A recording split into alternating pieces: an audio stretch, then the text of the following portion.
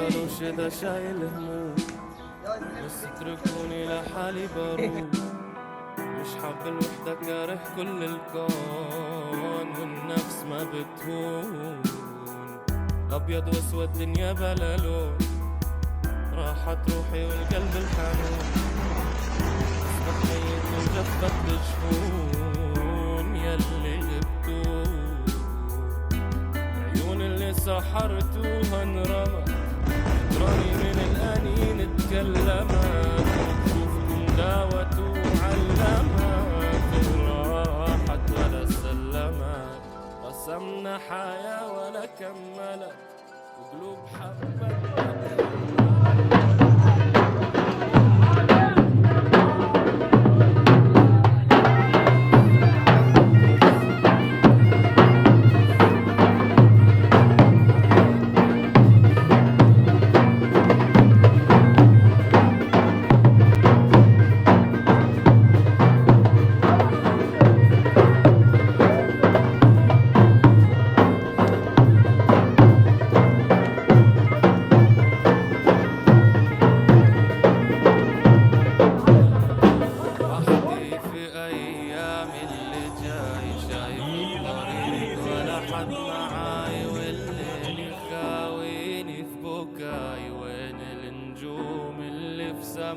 لما الحياة تصعب علي، سيفي في قلبي وبإيدي آسف. يا شوق هانت عيني، هاجس لئيم بكويني كي.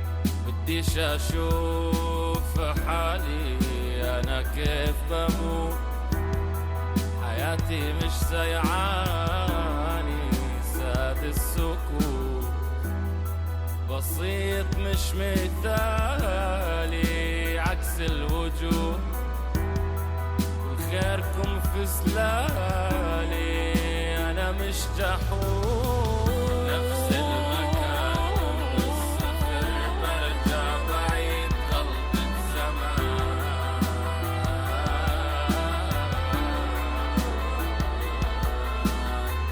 وين اللي كان يحلم أغيب، واليوم بغيب ولكنه كان.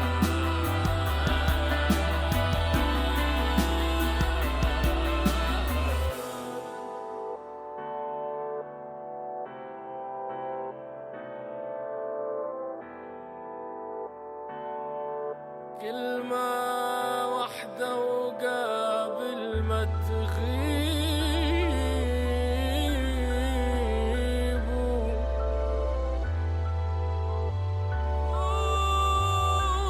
قولوا الخير لو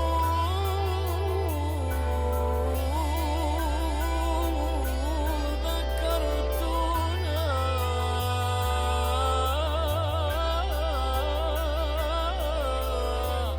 نفس المكان ومن الصفر، برجع بعيد غلطة زمان. I'm sure if they knew what I knew, they'd do something. If they saw what I saw, they'd say something. If they felt what I felt, If they'd seen what I've seen, if they knew who I knew, then surely they'd feel what we're feeling. maybe they just don't know. Maybe they don't want to know. Maybe they would care. They just haven't been shown. Maybe I didn't tell them. Maybe I didn't show them. Maybe we didn't. Teach them.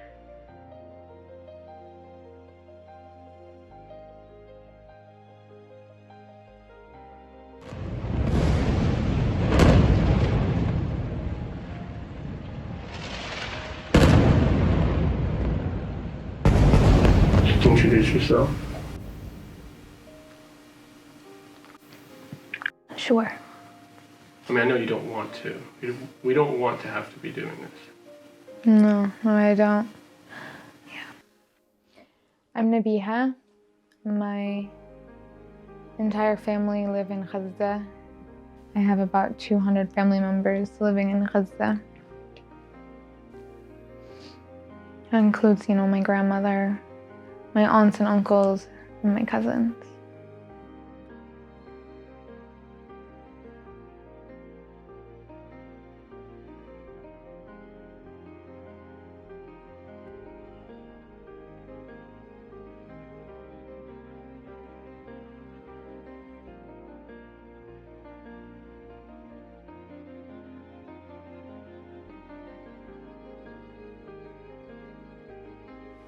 What is Gaza? Gaza is an area of historic Palestine that has been named a number of things: an open-air prison,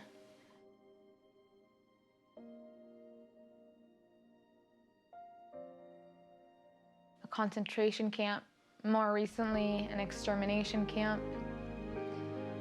It is an area in historic Palestine that is about 5 miles by 25 miles.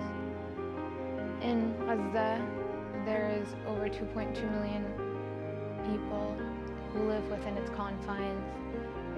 It has been considered to be in siege by the settler colony Israel since 2005. They do not have access to clean drinking water. They do not have access to their own fuel or electricity.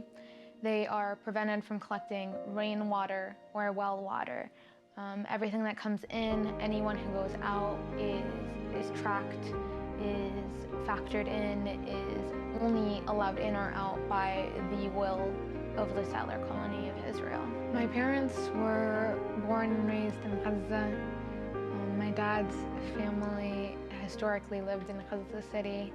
My mom's family are internally displaced refugees from Yafa and from Bir Sabah. Gaza is our home, it's our heart, it's our soul.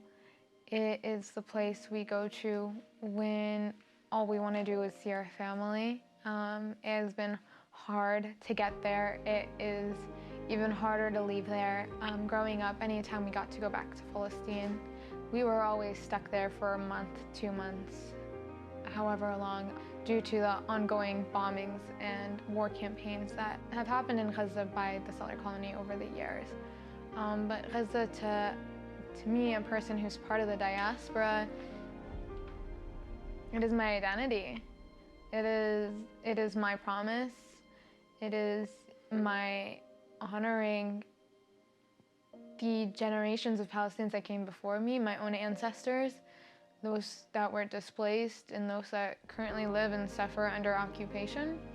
It is the continuation of what all indigenous people understand, which is our resistance, our life source.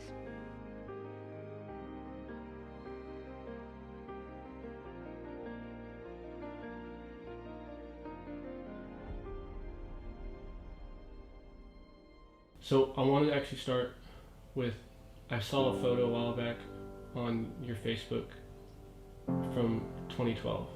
When we went to visit. I would have been just shy of 16, I would have been 15. Would you say that's our first time going? Oh, absolutely not, no. We went a lot as children. So we went once before the 3rd grade, so you would have been just before the 1st grade, and then again before 5th grade. For me, 5th grade.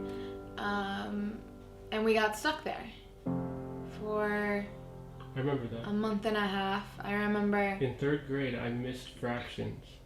So you still don't know fractions? It was bad. I missed fractions because we got stuck in Gaza. Yes. I remember sitting in the house that we built in Shajaiya. It's no longer there. זריחה בחורבות סג'איה שהייתה של היישוב.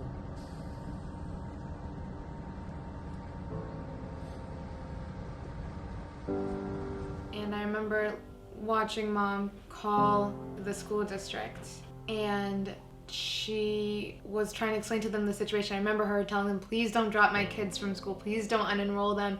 We're trying to get out, we haven't been able to. we're working with the State Department to get them to get us out. I just remember that call. And I remember Dad working with his university to try to encourage the State Department to find a way to help us get out during the constant bombardment. Couldn't get out. Israel controls our movements in and out. We can't just leave even though we're American citizens. I remember the State Department was gonna send in a helicopter, I think it was, and then they deemed it unsafe, and so we were just stuck there for a month and a half to 2 months, I would say. I remember sleeping in the guest room with my aunt and the bombs dropping, and I recall asking her, how do you know if it's gonna fall on you when you hear the sound? Because I would get really terrified, of course. And she would say that if you hear the plane, then you know it didn't hit you. Because what you could do is you would hear, I think the sequence was you would hear the whistle of the bomb coming down, and then you would hear the plane, and then you would hear the bomb. Yeah, and I remember it always terrified me, and I remember my young cousins being able to tell me what kind of plane it was, what kind of bomb was being dropped, what kind of gun was being shot, based just on the sound. And these were young kids, they were only 6. Do you remember at to Sammy's when she was bringing in the tea? I don't know if you were there. She was bringing a tray of tea over, and the bomb hit, and the glasses all broke and shook and broke, and I was 12 years old. Wow. It shook me to my core. Like, this was in the middle of the afternoon. Yeah. Beautiful day. No words to describe it. Yeah, exactly. You know, for years in Gaza, even under times of so-called peace or ceasefire, you really never know about your safety. You never know when the next bomb is gonna drop. It is pervasive. And so I remember we were in our apartment on the 5th floor of this beautiful home that we built, and I remember trying to just take an American moment out. I just wanted to like decompress for a minute, go on Facebook, connect with my friends in the US. And I remember sitting in my living room on my computer when a bomb dropped not even a mile in front of our house. Absolutely terrifying experience in general. And I remember running straight to the window to see where it was. My dad was with me in the living room, and he freaked out and yelled at me to get away from the window, hurry up, get away from the window, and went and turned off the lights. And I remember looking and so confused, like, why are you telling me to get away from the window? Why did you just turn off the lights? And he told me that if the Israelis can see you, there's a chance that you could be sniped. There's a chance that they could try to target you next.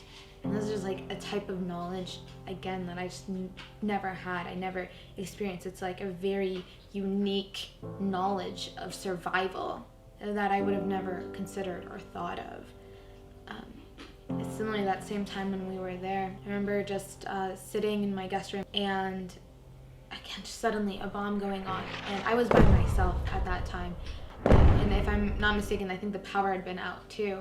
And I remember panicking, like complete fear, and getting up really quickly and trying to run to the front door to not be alone. And before I even reached for the doorknob to open it, I had 4 or 5 cousins running up the stairs, opening the door, being like, "Are you okay? It's fine, don't worry about it, you're okay." And I just like, in that moment, just like really shows just the beauty of these people, even as children, that were in the same situation as me, right? They are also hearing this bomb drop. They should also be terrified. And their first thought was, Nabiha's alone upstairs. We need to get to her. We need to go make sure she feels okay and that she knows she's not alone. It just like, even to now, just really shows the beauty of these children. You're talking about 6, 7, 8, 9-year-olds running to me just to say, "Hey, you're okay." And it's just like right now I'm reflecting on it. I want to tell them who are now they're adults and they have their own children. I wish I could tell them, hey, you're okay. That reminds me, because one of the nights when I was trying to spend the night at cousin Saeed's house, it was maybe midnight. I was 12 years old, so the strikes happened. The fear I felt was unlike anything I'd experienced in my life. I wasn't with my family for that night. And I remember like trying to just wash my face in the bathroom and the mirror just shaking. Because the planes would go back and forth multiple times after. Right. I thought I was in hell. And it's not even remotely comparable to anything they've experienced since just 2021, like when we went. Yeah. Can you talk about that conflict before? Well, there's something really significant about what you said. There's, you know, the fear, but also it not being comparable to what they experience their whole lives. And I think about us, and collectively, I would say if you added all the time that I was in Gaza, it would be just shy of 2 years worth of my life. And I think about times when I'm safely in my apartment in Florida, you know, under security and no threat of being bombed. And I think about the times when I hear an airplane go over me and there's a part of my brain that for a moment panics and asks, is there a bomb that's about to be dropped? Am I about to hear the whistle or an explosion of a bomb dropping? And I have to consistently remind myself, no, you're in America. That doesn't happen here. No, you're not in Gaza. That's what they experience there. And it happens so frequently, you know, talking about commercial airlines. And that's the impact that I've had in just short spurts of time being in Gaza. And I think about the impact that it must have on them and how pervasive that has to be for each and every single one of them, right? They're not especially made in iron and armor because they live in those conditions. You know, they are just as susceptible to the injury and to the pain of living under constant bombardment and constant aggression and constant genocide. This torment that they've endured and still maintain some sense of dignity and culture and identity and life. And it appears that is what they're trying to destroy entirely. Yeah, my cousins and my aunts, they always love to ask me this question specifically. What's the biggest difference between America and Gaza? As if there isn't a very long list. But I always told them, you guys know how to live life. You guys know how to celebrate life and find joy in all things and bring like a true beauty to this life. You'll find ways to celebrate at the beach, to have hangouts, to play games with one another. I think it's one of the most like significant things about the people of Gaza is their love for life and their ways of finding joy and bringing everyone around into their joy with them. Is that saying, you know, بدنا نفرح فيك. We want to celebrate you. We want to have a happiness for your happiness. We had finally, after how long, planned a trip to Gaza for the summer of 2021. Well, we had tried to go before. We had tried to go in 2014. I believe it was May of 2014. And the night before our flights, we canceled them. We had just finished packing, getting through all of the gifts that we wanted to give everyone, and we started bombing, and we couldn't go. We wouldn't be able to, so we had to cancel our tickets. And we finally got to try in 2021. At that point, it was, you know, going on 10 years since the last time we were there in 2012. In May, from May 10 to May 22, 12 days. There's a constant bombardment on Gaza by Israel. And it was one of the most terrifying times for the people of Gaza.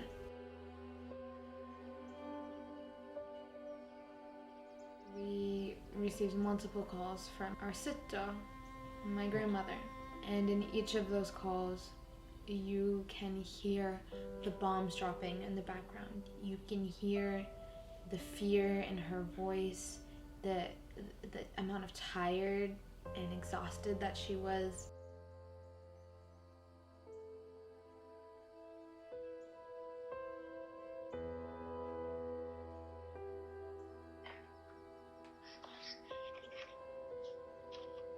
يما يما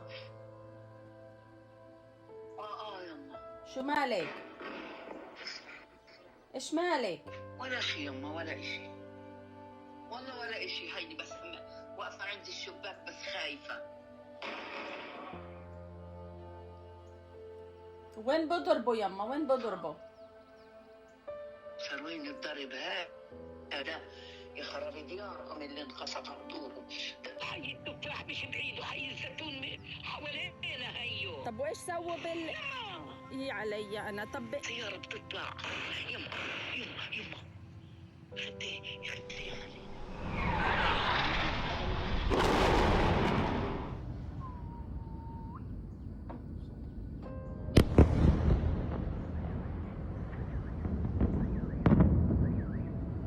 سجل يا محبوب.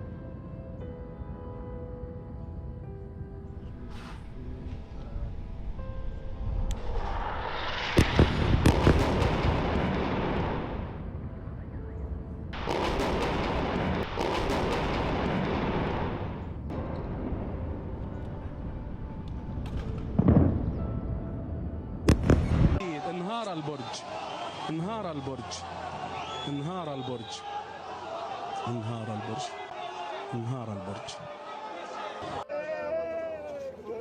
يا حبيبي يا حبيبي وين ارفع وينهم الله اكبر.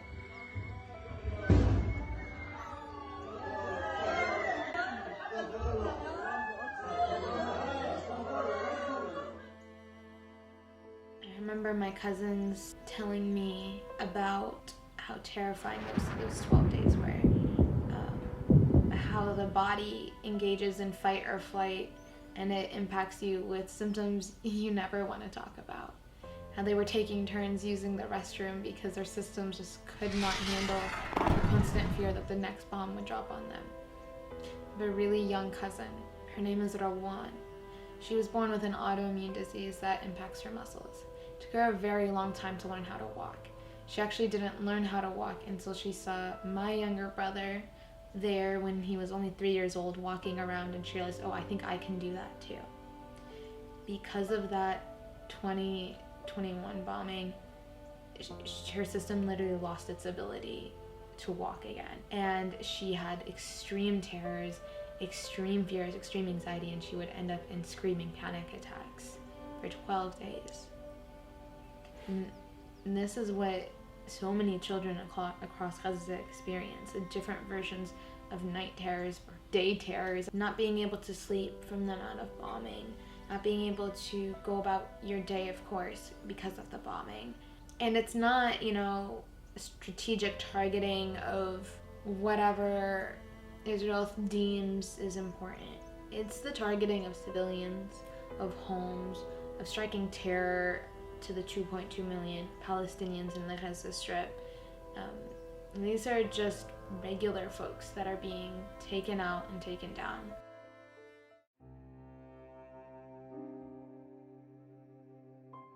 Maybe we didn't teach them. Wait. We tried to teach them. We tried to show them. We tried to tell them. Do they just not Care?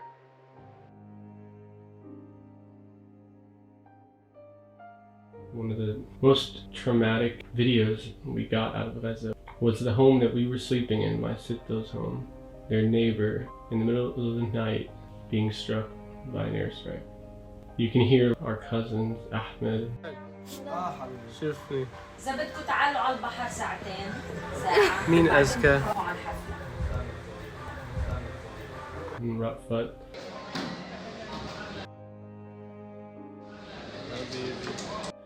Trying to calm his family down. And you can hear baby Sabah.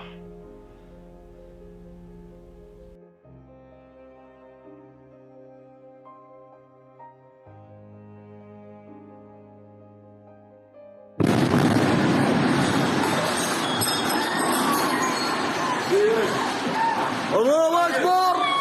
خفيش خفيش يا ساتر استغفر الله العظيم. أشهد أن لا إله إلا الله، أشهد أن محمد رسول الله. حسبي الله. أشهد أن محمد رسول الله. ضربوها حسبنا الله. حسبنا الله ونعم الوكيل. لا إله إلا الله. ضربوها سكر الشبابيك دخلها. سكر الشبابيك خلاص. طب خلاص. لا إله إلا الله. أشهد أن لا إله إلا الله.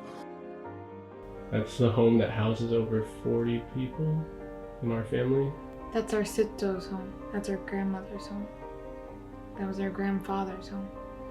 Yeah. My grandpa was very sick at that time too. Allah yarhamah.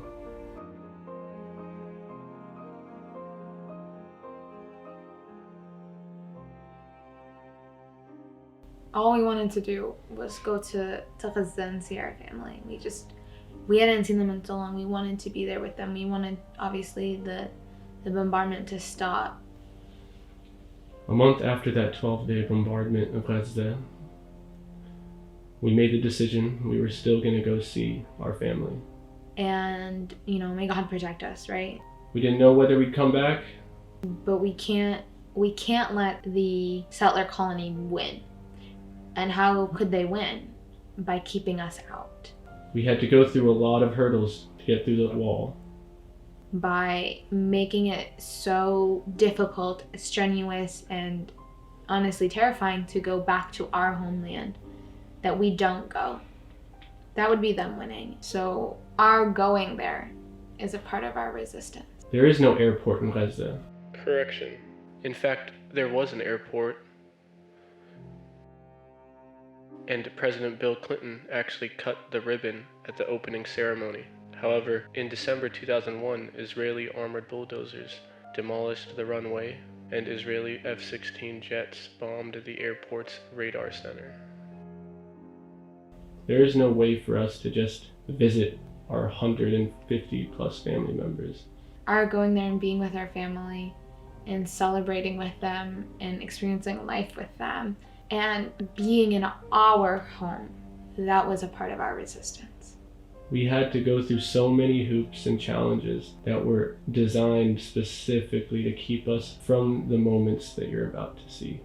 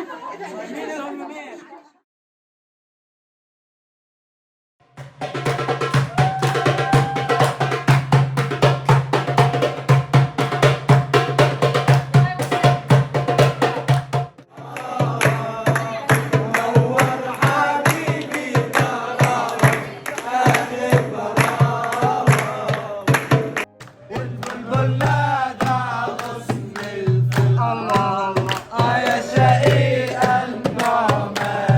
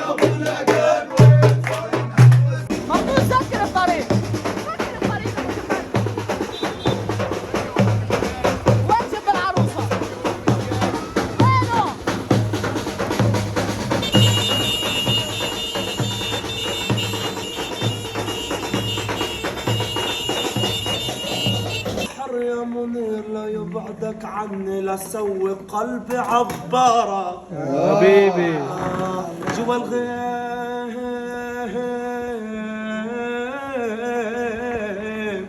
لك جوا الغيم يا منير ولك فوق الغيم لطير من غير طيار الله يا ويلي يا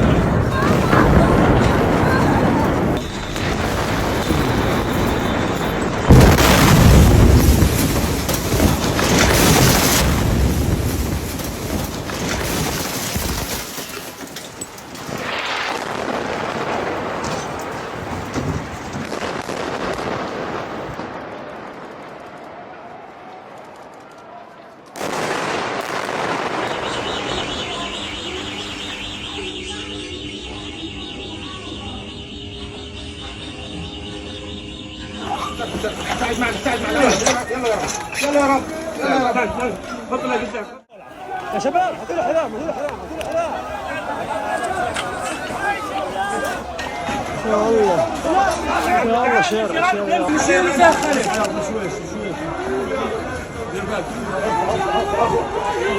Do they just not Care?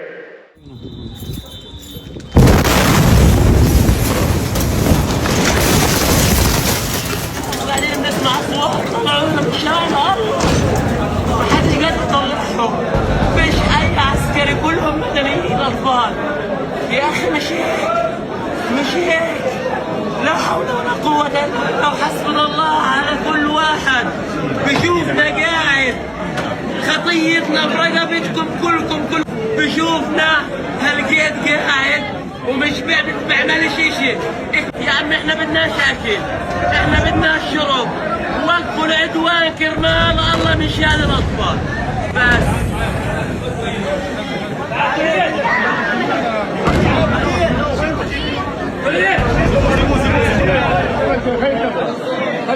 خليك تنفس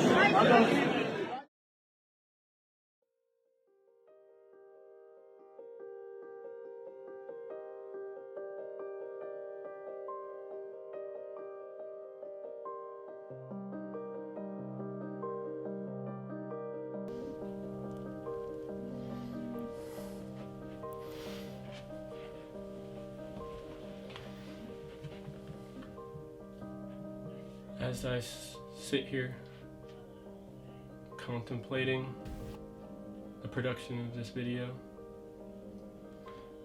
and gathering the photos of my family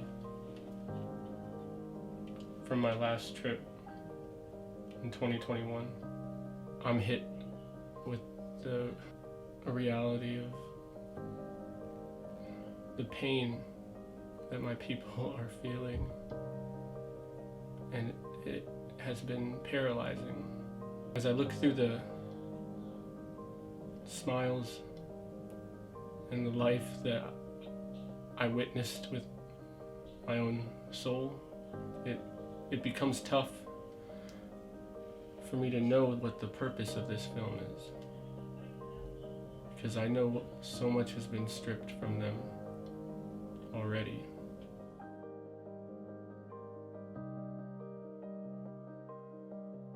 بكفي الكسف أنا بديش أموت حرام عليهم والله ضلهم يكشفوا عدهم كسفوا دارنا إيش أسوي أنا؟ إيش أسوي؟ والله قلبي بدق، والله قلبي بدق، مش عارفة مش عارفة حاسة حالة إيش قلبي بدق، ليش قلبي بدق؟ والله أنا تعبت، والله أنا تعبت. ليش اليهود بيعملوا فينا هيك؟ والله أنا تعبت.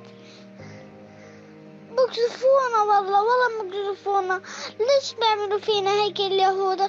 الله. To be honest, it has been a life goal of mine to film a documentary about Gaza. My original hope for this film was to display the true beauty behind the people of Gaza.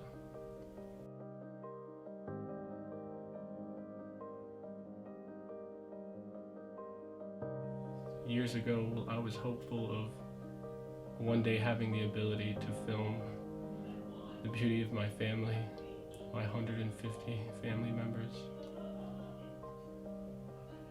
and the beauty of the city.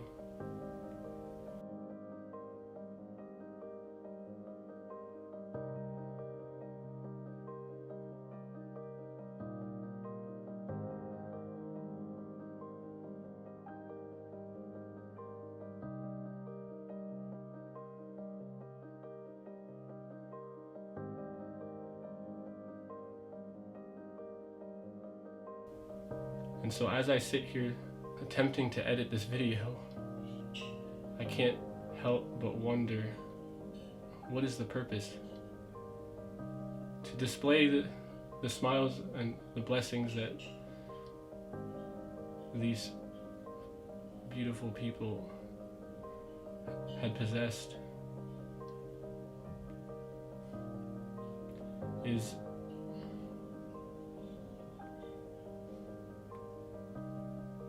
what I'm struggling to say is the purpose of this video to show the humanity behind these civilians that are being murdered and destroyed and have been tormented for decades and have been stripped of their dignity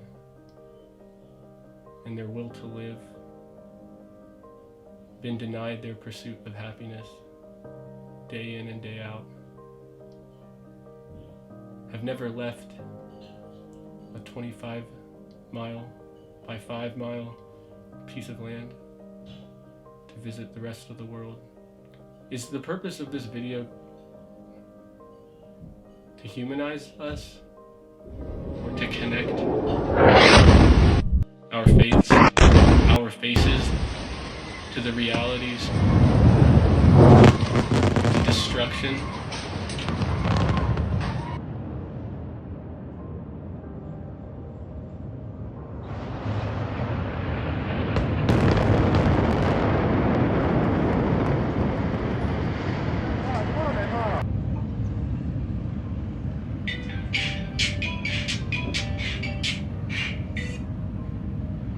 Hey.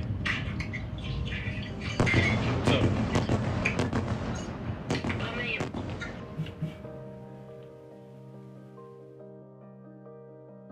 Little brother, dinner's ready. As I struggle to go down and eat,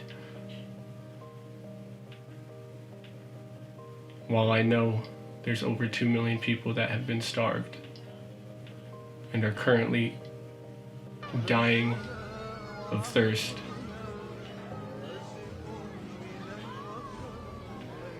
I want you to ask yourself, what makes us any different?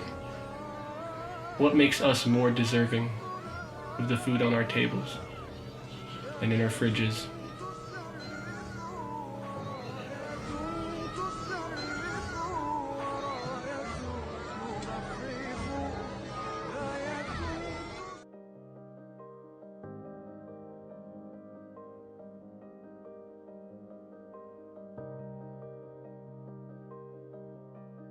These are just regular folks that are being taken out and taken down.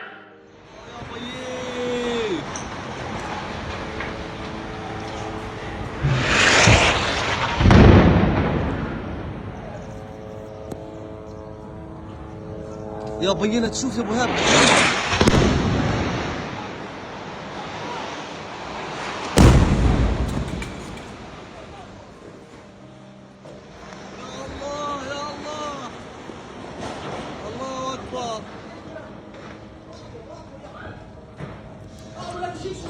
ماشي خلاص.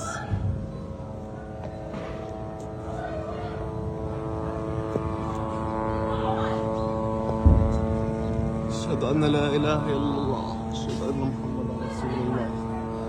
هايو قريب كله.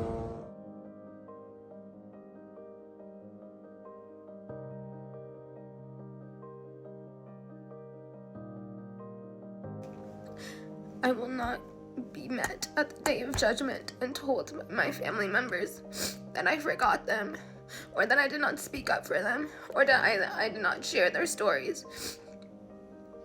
I will not be met on the day of judgment being told these things.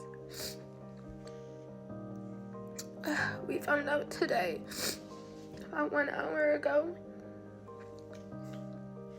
that a US-funded F-16 piloted by an Israeli Zionist dropped a bomb on the home of my aunt, my Khatomana from my mom's side, killing at least 15 members of my family. Her husband, Abu Tariq, who was a pillar in our family, who was a friend, the most righteous man, an ally, a supporter, a teacher, an advocate. His children, including Muhammad, Mahmoud, their daughters, Ola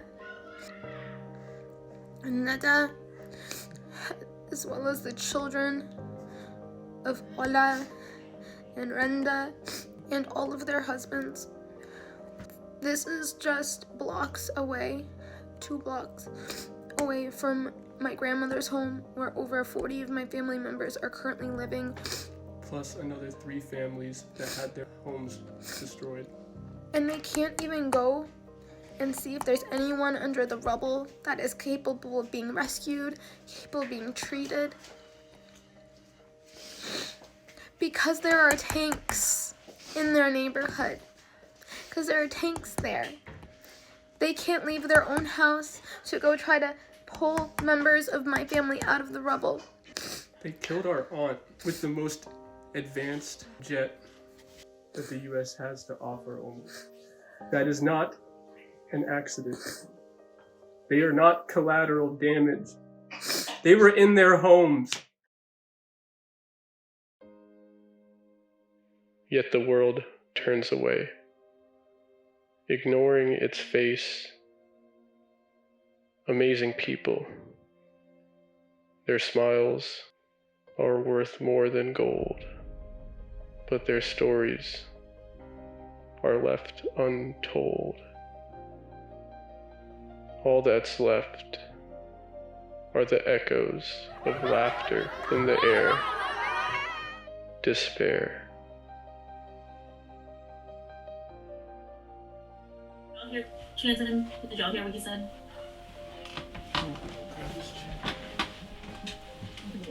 Whispering in the back. I was just wondering that.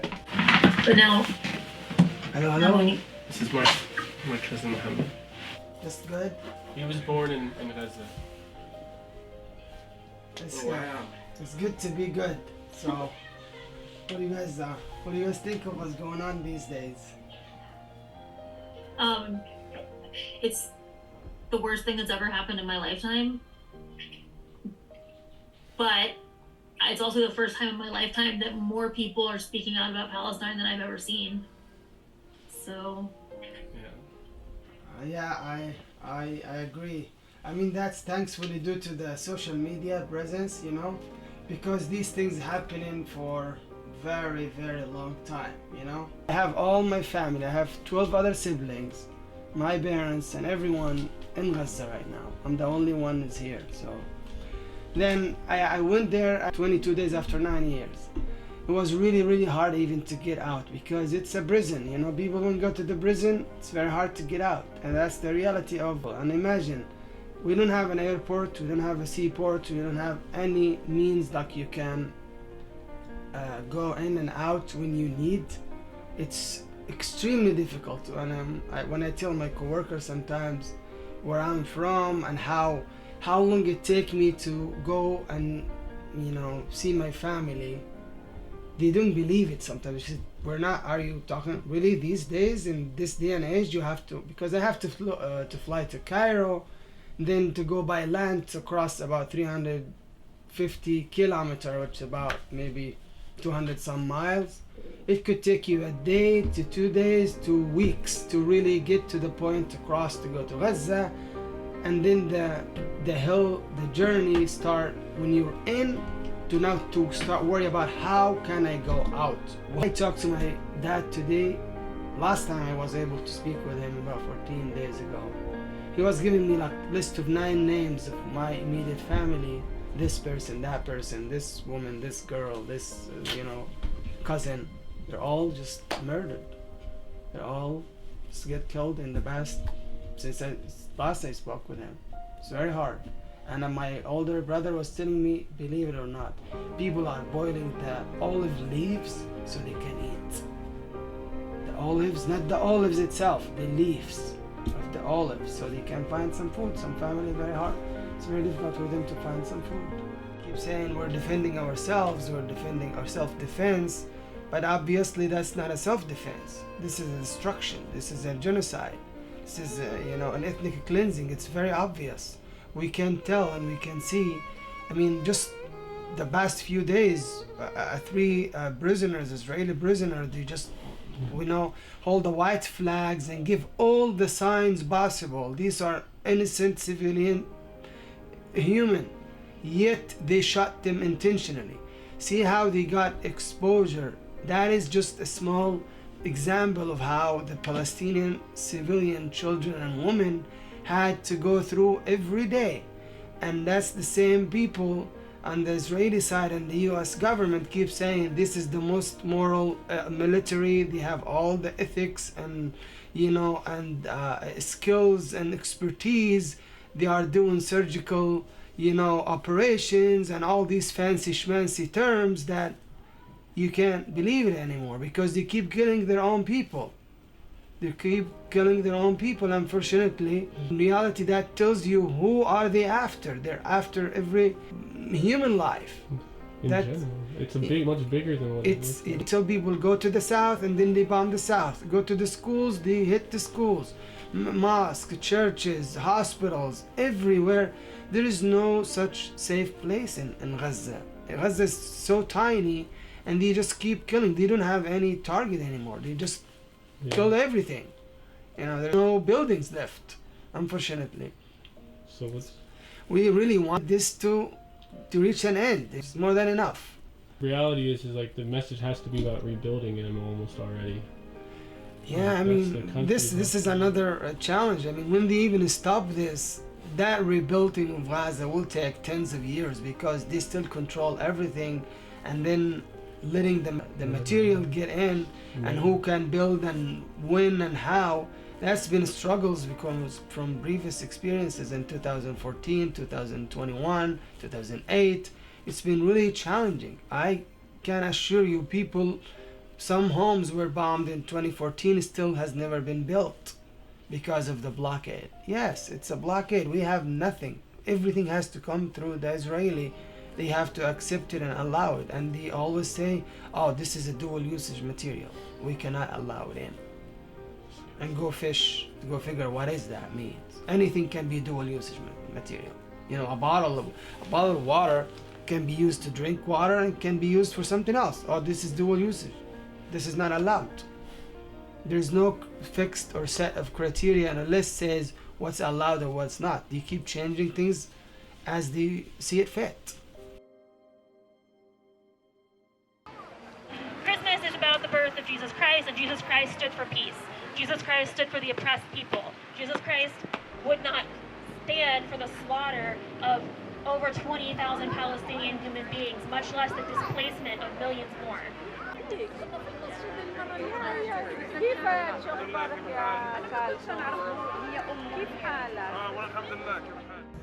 I would say let's give them a moment of silence, but they deserve us to never speak again if we don't free them. I'll allow us to pray for a free Palestine and a land that we can all go back to. Thank you.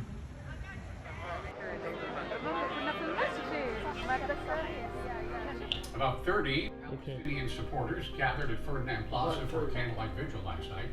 The group decorated a Christmas tree with ornaments picturing civilians they say they've lost during the conflict. One speaker told the crowd he lost 27 family members last week. Organizers are planning a march and a rally for Palestine. I told them that we lost 27 people. Told They them. want their names. I have all their names if they like their names. Oh, it's plenty more than 27. It's more than 27. That's what's in your family. I have more too. He has more. How many do we need to tell them that we lost? For them to believe that we lost some. I got silenced on a speech I gave entirely about the fact that they are killing our family members. Like, They don't want to hear the truth. What more do you want? They don't want to hear the truth or facts, okay? That's already done. You already know that is the fact. They don't want to hear the truth, okay? We don't matter. We don't matter. Arabs, they don't matter. How many more do they want to believe people are being slaughtered every day? We lost our house. I just heard the news today, eight of my immediate family members, just today. If I'm able to talk to a family member tomorrow, I'll hear more people are being killed. This is the reality. I mean, they're just reporting numbers saying that, oh, they died, but then they flip it around when it talks about Israelis being killed. They're really trying to whitewash everything to make it look like, oh, Palestinians dying is not a big deal. They're just numbers. what's the difference with an Israeli civilian and a Palestinian civilian? One is white and one is brown. Are they even white though? Did you see the photos that they showed? They're just... For them it's more whiter than us. Is it really a color difference? That's one way. I mean, they are Muslim and non-Muslim because they are Jews and we're Muslims. We're brown and they are white. They look like them. They share a lot of things. They think they look alike. They act alike. They're one. Oh, they have money. Oh. They have money for all Yeah, their so they lobbies can and make the news do whatever they want. That's the kind of money that they money, have. So that's why their lives matter, not Palestinian lives. They have our support and our tax. Our tax money behind them. Yeah. We have Allah with us. Alhamdulillah. We have the truth on our side. We have and the history truth. is on We our have the side. truth. You can see The history and the truth. the fact that they put pictures of the 3 hostages. When I said I have 27 family members that got killed, they didn't care to ask, can we have some photos of your family They are members? human. How can you even get photos because people are still under the wreckage? There's you want no- to go under the wreckage and get people take photos of. No, I'm saying in general, to even where do we get to have our funerals for these people? They don't. I swear to God, my dad told me. One of my family members just didn't even know, and one of them, the dogs were eating my cousin. The dogs. I heard it today. My cousin was killed, and because they couldn't even get closer, the dogs were eating his body. And the other one didn't even know where it was buried because they do massive, they collect all of them, dig a big hole, and they dump them all, and go figure.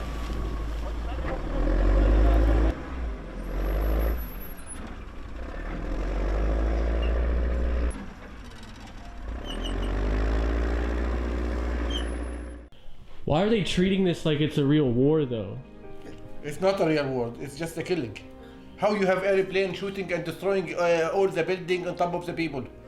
And you claim you want... It's a war between states, between military power. We don't have military power. So that's It's what just we a war want. against the civilians and the homes and the children and the The women. hospital, mosque, and that's churches. all what we can see, whether you like it or not. The reality is, mainstream media doesn't want to show you the truth.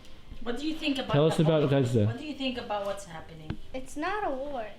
It's a genocide. You can't go killing unarmed women and children and then injuring 50,000 plus people and killing 19,000 plus people. Or was it 18,000? No, 20. At least Got it. I mean, now it's how many injuries are You going can't to go killing people and then calling it self-defense. It's not. and starving them. It's not. Depriving them of food, water, electricity, fuel, basic necessities, and then calling it self-defense, that's not self-defense. Maybe they just don't care. No. I believe they'll want to know more. They'll want to bring back our home. Surely. Because now, they know what I know. And they've now seen what I've seen. And they've now felt what I felt.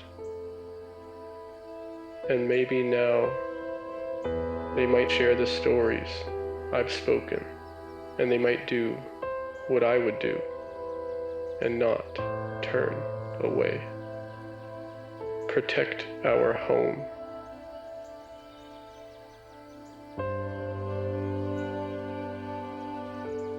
Gaza is our home.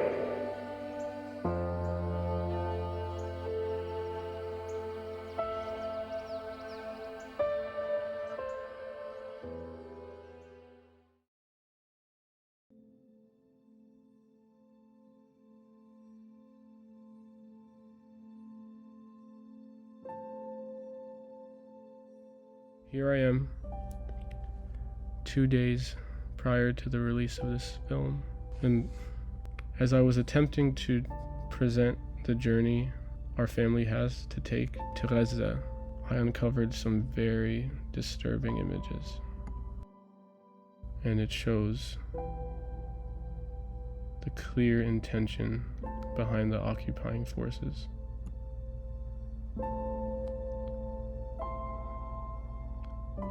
Bear with me while I show you the utter destruction that we witnessed firsthand in 2021, and that now, finally, I am able to actually display to you as well.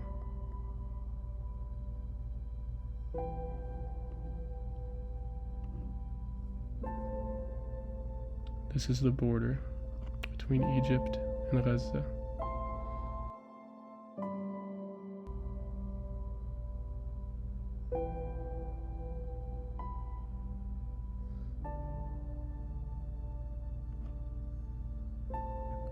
All the homes absolutely demolished. These were a simple people with small pieces of land, gardens, farmers. So many homes destroyed. War. What you're seeing here, this is not from war. This is a clear destruction of society.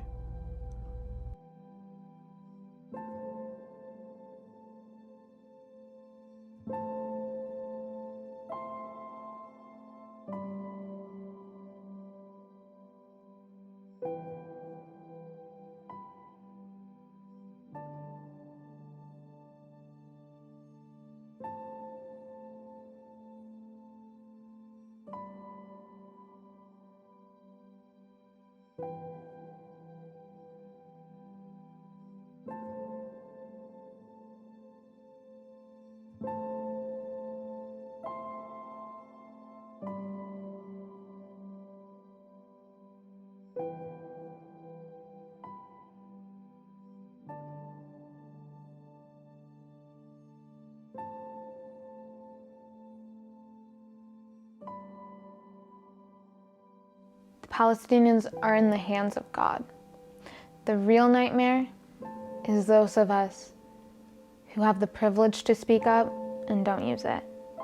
There are words that you will regret that you did not get to say when it comes to fighting for justice and fighting for the liberation of the Palestinian people.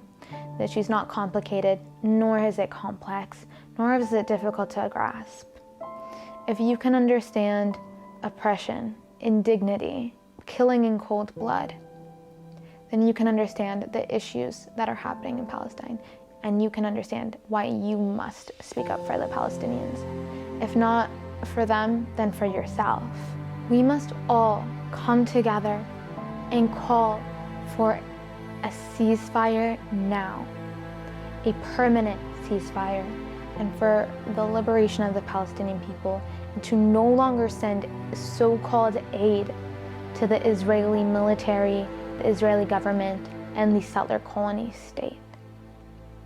It is our responsibility and our job as global citizens to do so. And it is our job as American citizens to especially do so, because it is our government that is funding them, it is our government that is supporting them, and it is our government that allows the genocide to continue to occur every single day. With this, I have to end with, La hawla wa la quwwata illa billah. There is no power nor strength except with God. And we will see a free Palestine.